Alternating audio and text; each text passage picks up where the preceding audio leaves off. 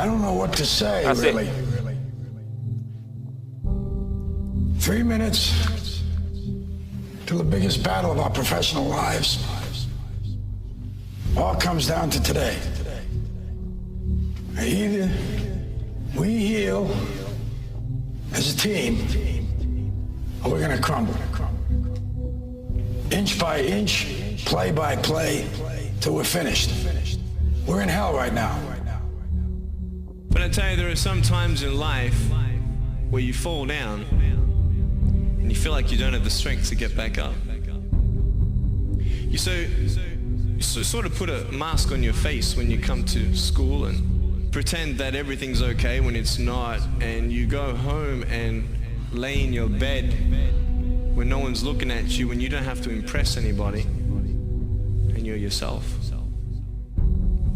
And fear comes in. You know the fear that you have as soon as you walk into the doors of your house. Maybe there's a broken home. Maybe you have doubt in your life. Maybe you don't know for sure what's going to be happening in the future and it scares you. Maybe you're worried about what people think of you, what people say about you. Just that fear paralyzes you. And I just want to ask you today, do you think you have hope? Let me tell you something you already know. The world ain't all sunshine and rainbows. It's a very mean and nasty place, and I don't care how tough you are, it will beat you to your knees and keep you there permanently if you let it. You, me, or nobody is gonna hit as hard as life. But it ain't about how hard you hit. It's about how hard you can get hit and keep moving forward. How much you can take and keep moving forward. That's how winning is done. Pain is temporary. It may last for a minute, or an hour, or a day, or even a year. But eventually, it will subside, and something else will take its place.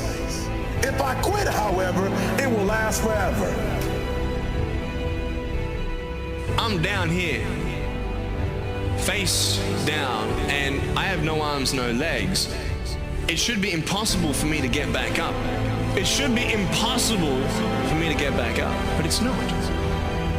You see, I will try 100 times to get up, and if I fail 100 times, if I fail and I give up, do you think that I'm ever going to get up? No. But if I fail, I try again, and again, and again. For as long as I try, there's always that chance of getting up. You find out life's this game of inches. So is football. Because in either game, life or football, the margin for error is so small. I mean, 1/2 a step too late or too early, and you don't quite make it. 1/2 second too slow, too fast, you don't quite catch it. The inches we need are everywhere around us. Now, if you know what you're worth, then go out and get what you're worth. But you gotta be willing to take the hits and not pointing fingers saying you ain't where you wanna be because of him or her or anybody. Cowards do that, and that ain't you. You're better than that.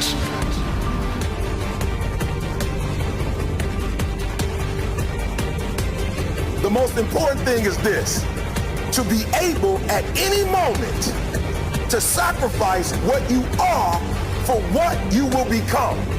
I'm saying to you today that there are some of you, if you give up your cell phone, you would be successful. Some of you need to give up your cell phone because the time you spend on your cell phone could be used for your success. The time you could be using to be successful, you're using it on the cell. And the cell phone is not bringing you nothing but a bill.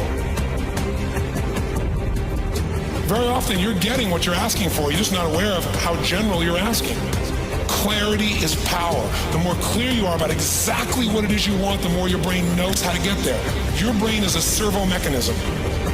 If you don't know exactly what you want, or you let yourself get beyond that into something general, you're not going to achieve it.